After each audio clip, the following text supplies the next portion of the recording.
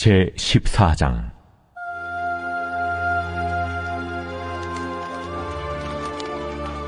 이스라엘 장로 두어 사람이 나와 내 앞에 앉으니 여호와의 말씀이 내게 임하여 이르시되, 인자야, 이 사람들이 자기 우상을 마음에 들이며 죄악의 걸림돌을 자기 앞에 두었으니 그들이 내게 묻기를 내가 조금인들 용납하랴. 그런즉 너는 그들에게 말하여 이르라.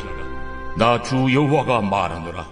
이스라엘 족속 중에 그 우상을 마음에 들이며 죄악의 걸림돌을 자기 앞에 두고 선지자에게로 가는 모든 자에게 나 여호와가 그 우상의 수요대로 보응하리니, 이는 이스라엘 족속이 다 그 우상으로 말미암아 나를 배반하였으므로 내가 그들이 마음먹은 대로 그들을 잡으려 함이라. 그런즉 너는 이스라엘 족속에게 이르기를, 주 여호와의 말씀에 너희는 마음을 돌이켜 우상을 떠나고 얼굴을 돌려 모든 가증한 것을 떠나라. 이스라엘 족속과 이스라엘 가운데 거류하는 외국인 중에 누구든지 나를 떠나고 자기 우상을 마음에 들이며 죄악의 걸림돌을 자기 앞에 두고 자기를 위하여 내게 묻고자 하여 선지자에게 간 모든 자에게는 나 여호와가 친히 응답하여 그 사람을 대적하여 그들을 놀라움과 표징과 속담거리가 되게 하여 내 백성 가운데서 끊으리니 내가 여호와인 줄을 너희가 알리라. 만일 선지자가 유혹을 받고 말을 하면 나 여호와가 그 선지자를 유혹을 받게 하였음이거니와 내가 손을 펴서 내 백성 이스라엘 가운데서 그를 멸할 것이라.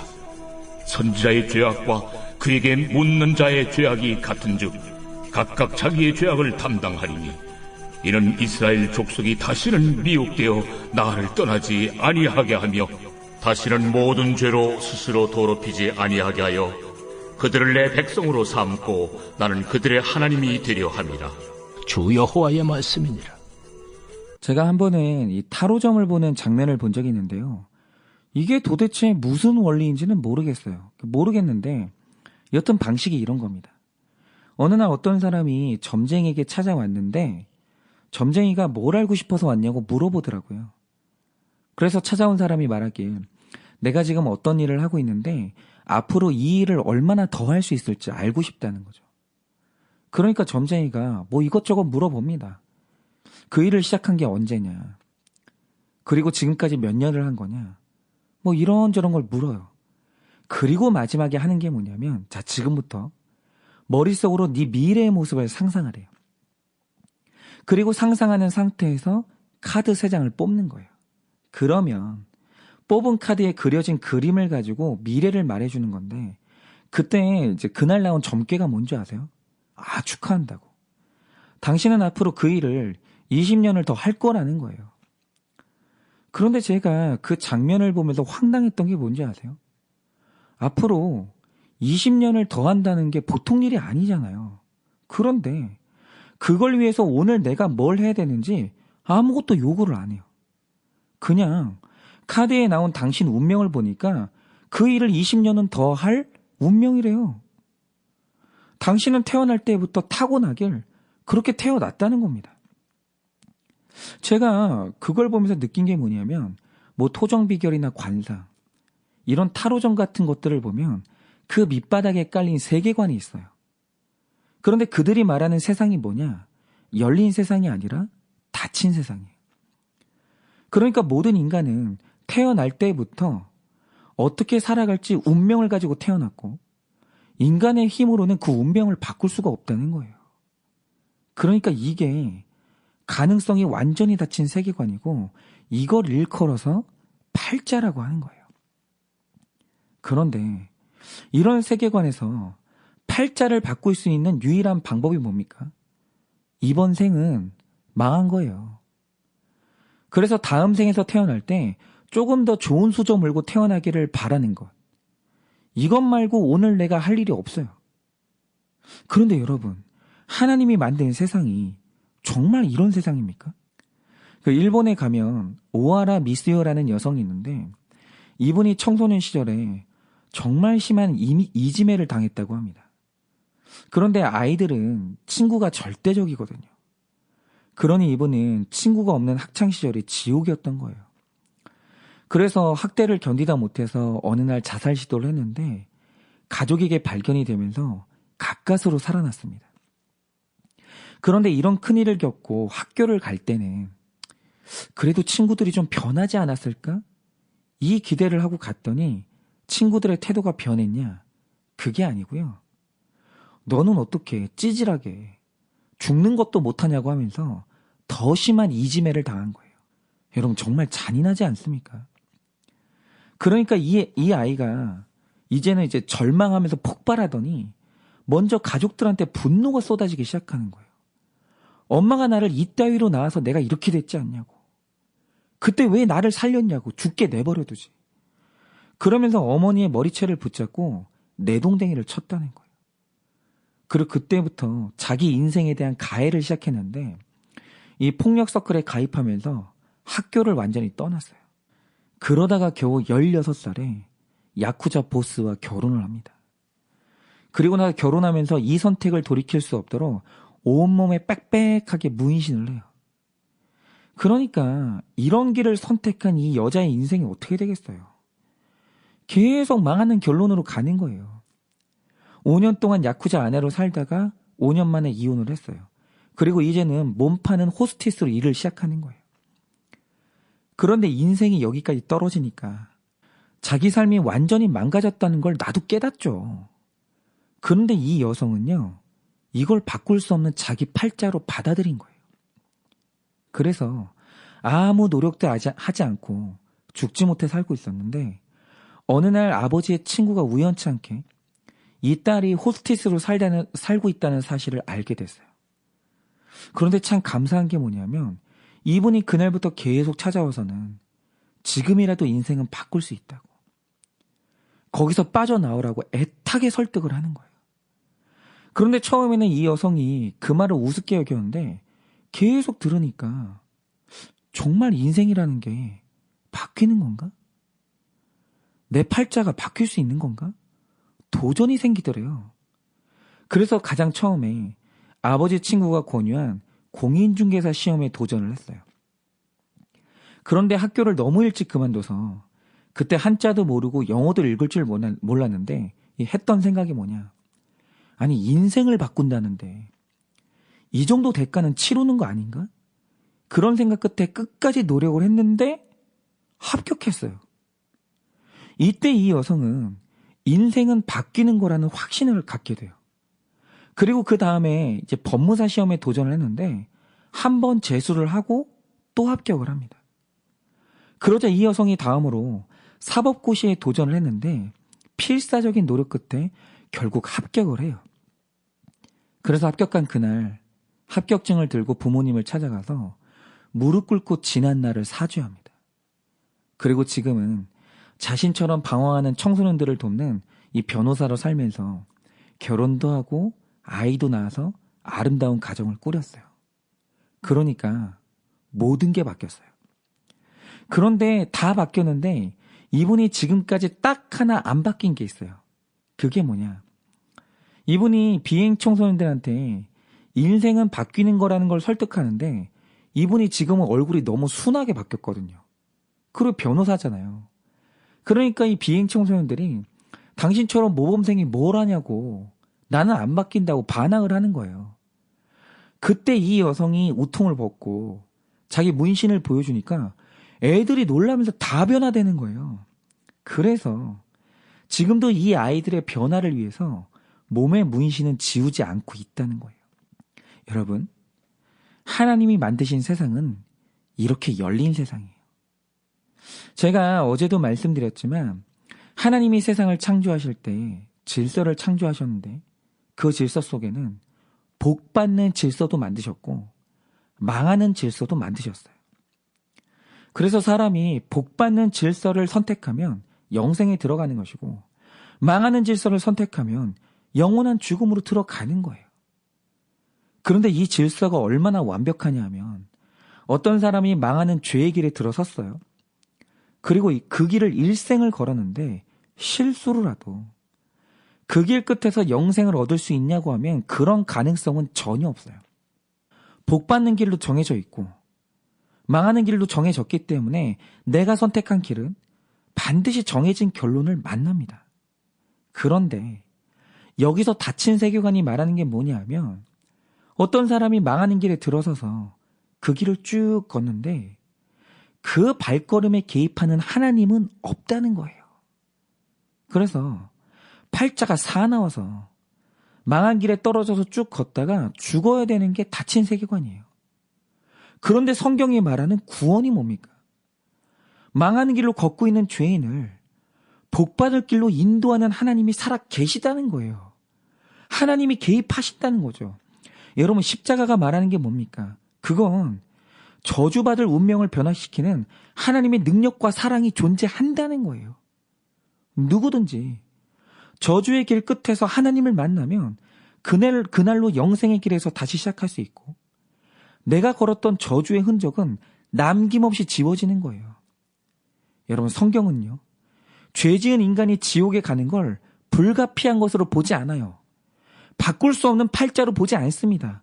이 저주받은 팔자는 얼마든지 변할 수 있는 것이고 나의 과거가 얼마나 더럽던지 간에 그가 예수 믿고 회개하면 마치 없었던 시간처럼 지워지고 새롭게 시작할 수 있는 거예요. 여러분, 바로 그게 복음이고 그게 십자가의 능력이에요. 그런데 어떻게 하나님은 망하는 길로 가는 우리를 생명의 길, 영생의 길로 인도하시는가? 오늘 말씀을 보면 하나님이 어떻게 우리 길을 변화시키는지 그걸 볼 수 있는데요. 자, 오늘 말씀을 보시면 이스라엘의 장로 두어 사람이 나옵니다. 그런데 이 장로는요, 개별적인 두 사람을 의미하는 게 아니고요. 지금 이스라엘의 상태를 대변하는 상징적인 인물들이에요. 그런데 이 장로들을 보면요, 이상한 사실이 하나 있어요. 그게 뭡니까? 이들에 관해서 3절과 4절에 반복적으로 나오는 표현이 있는데요. 오늘 그들이 걷기로 선택한 길이 어떤 길인가? 죄악의 걸림돌을 자기 앞에 뒀다는 거예요. 그런데 이 말 뜻이 뭐냐면 죄로 넘어질 수밖에 없는 망할 길을 자기 길로 선택했다, 이 뜻이에요. 그런데 제가 계속 말씀드리는 게 뭐냐면 사람이 망하기로 정해진 길을 계속 걷는 한 그는 절대로 자기 운명을 바꿀 수가 없어요. 그런데 이상한 사실이 뭔지 아십니까? 이들이 선택은 망하는 길을 선택했어요. 죄 짓는 길을 선택했어요. 그런데 오늘 선지자를 찾아와요. 이게 뭡니까? 내가 망하는 길을 선택했는데 그 길을 걸으면서도 또 하나님께 복음 받고 싶은 거예요. 이게 뭐랑 똑같냐면 설교를 듣는다고 삶이 바뀌거나 죄를 포기하는 일은 없어요. 그런데 또 지옥은 가기 싫어요. 천국을 가고 싶어요. 그래서 죄를 지으면서도 매주 교회는 찾아오는 거예요. 그런데 여러분, 지금 교회 안에 이런 모순에 빠진 분들이 상당히 많다는 사실을 아십니까? 내가 오늘도 선택해서 서 있는 길은 망하는 길이에요. 그런데 망하는 길에 서서 복 받기를 바라는 거예요. 두 마음이 있는 거예요. 그런데 하나님이 만드신 질서의 세상에는요, 하늘이 뒤집어진다고 해도 그런 일은 일어나지 않거든요. 복이라는 건 복 받는 길에 서야 복을 받는 거예요. 저주받는 길에 서 있는데 복이 떨어지는 그렇게 무질서한 게 구속사가 아닙니다. 그런데 제가 경험한 안타까운 현실이 뭐냐? 자, 어떤 사람이 망하는 길, 저주의 길을 들어섰다고 하죠. 그런데 그 길을 선택하는 사람들이 다 믿음이 없냐고 하면 그게 아니에요. 그리고 그들이 가진 천국의 소망도 진짜예요. 그런데 왜 우리는 영생의 복을 받고 싶은 마음이 있는데 망하는 길을 선택할까? 이유가 뭐냐? 자, 제가 어제 거짓 선지자들이 우리를 사냥한다고 했잖아요. 그리고 오늘 구절을 보면 어제 말씀의 사냥을 이 유혹으로 표현을 했는데요. 이 사냥과 유혹은 절대로 허접하거나 우스운 게 아니에요. 그들이 우리를 망하는 길로 이끌 때는 단순히 말로 이끄는 게 아니라 우리를 정확히 연구하고 내가 끌릴 수밖에 없는 미끼를 던져서 우리를 망하는 길로 이끄는 거예요. 그런데 나로서는 끌릴 수밖에 없는 그 미끼가 뭐냐? 바로 그게 우상이에요. 제가 한 번은 어떤 일이 있었냐면 제가 아는 어떤 자매가 있었는데 이분이 결혼하고 싶은 신학생을 만났다는 거예요. 그런데 목사 아내가 된다는 게 보통 일은 아니니까 저도 걱정이 돼서 교제하는 분이 어느 학교를 다니냐고 물어봤더니 마침 제가 나온 학교를 다닌다는 거예요. 그래서 이게 어떤 분인지 알아보려고 알만한 사람한테 여기저기 알아보는데 이상한 건 그 신학생을 안다는 사람이 한 명도 안 나오는 거예요. 그래서 너무 이상해서 계속 알아보니까 알고 보니 이 사람이 그 학교를 다닌 적이 없는 거예요. 그리고 원래는 인가받지도 않은 이상한 학교를 다니고 있었던 거예요. 벌써 그거부터가 진실성이 없는데 교제를 하면 할수록 숨기고 있던 가정의 배경이며 빚 문제가 계속 터지는 거예요. 다 숨기고 있었던 거죠. 그래서 제가 결사반대를 했거든요. 누가 봐도 이건 망하는 길이에요. 그런데 문제는 뭐냐? 이 사람이 지금 분수령적인 회개가 없으면 말만 신학생이지 불신자인데 그만 외모가 이 자매의 완벽한 이상형인 거예요. 완벽한.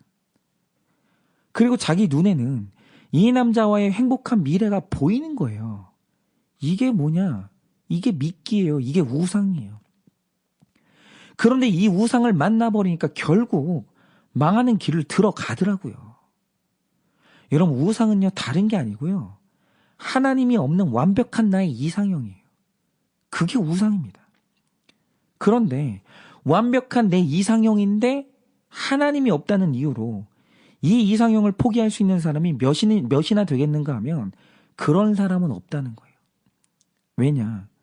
우리가 육신의 정욕, 안목의 정욕, 이생의 자랑을 타고난 죄인이거든요. 그래서 우리가 다 돈이라는 우상, 성이라는 우상, 성공이라는 우상을 만나기만 하면 누구라도 정신 홀린 것처럼 망하는 길에 들어가는 건데 오늘 하나님이 하시는 구원의 개입이 뭡니까? 어떤 사람은 하나님이 없는 내 이상형을 만나서 일평생 행복하게 살다가 그렇게 지옥을 가거든요. 그런데 4절을 보면 여호와께서는 택자에게 나타나는 우상을 그 수요대로 보응하겠다라고 말씀하십니다. 즉 이집트 사람들은 자기 우상인 태양신을 섬겨서 피라밋 짓고 잘 살다가 그 지옥에 가거든요. 그런데 이상한 게 택자인 이스라엘은 그 우상 같은 배우자가 바람 피우고 우상이었던 돈 쫓다가 부도가 나고 우상이었던 자녀가 말썽을 피우는 보응의 사건이 일어나는 거예요. 왜입니까? 우상은 나를 망하는 길로 이끄는 사탄의 미끼인데 그 미끼로 인해서 보응당하고 고난을 당해야 6절 말씀처럼 복받는 길로 드디어 돌이키는 거예요. 여러분, 저도 한때 이 성공 우상에 완전히 홀려서 복받는 사명의 길 가야 될 사람이 망하는 야망의 길에 들어간 적이 있습니다. 그런데 하나님이 저를 놓으셨다면 내 우상인 성공과 함께 야망을 이루고 행복하게 살다가 지옥에 갔을지도 모르죠. 그런데 제 구원에 개입하시는 하나님은 제 운명을 바꾸시는 분이기 때문에 실패를 통해 제 성공 우상을 보응하시고 오늘 저를 구속사의 길로 돌이키게 하신 거예요. 그렇기 때문에 오늘 나의 삶의 우상 같은 완벽한 이상형인 사랑하는 사람이 배신하고 우상이었던 돈이 사라지고 우상이었던 자녀가 말썽을 피운다면 그건 저주의 사건이 아니라 저주받은 나의 운명에서 복받을 운명으로 나를 변화시키시는 하나님의 개입이고 구원 사건이라는 거예요. 그러니 오늘도 나의 우상이 보응당해 이 망하는 사건을 통해서 내 운명이 바뀌어 저주받을 인생이 복받을 인생으로 바뀌시길 예수님의 이름으로 축원을 드립니다.